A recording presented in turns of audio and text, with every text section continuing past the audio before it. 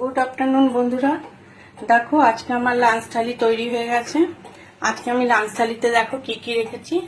Lunch থালিতে আছে গরম গরম সাদা ভাত, এখানে হচ্ছে পাট শাক ভাজা অল্প করে করেছি, এখানে ভেন্ডি পোস্ত অল্প একটু করেছি, এখানে হচ্ছে মাছের ঝোল করেছি একটু আলু আর পটল দিয়ে, আর এখানে করেছি ডিম কষা।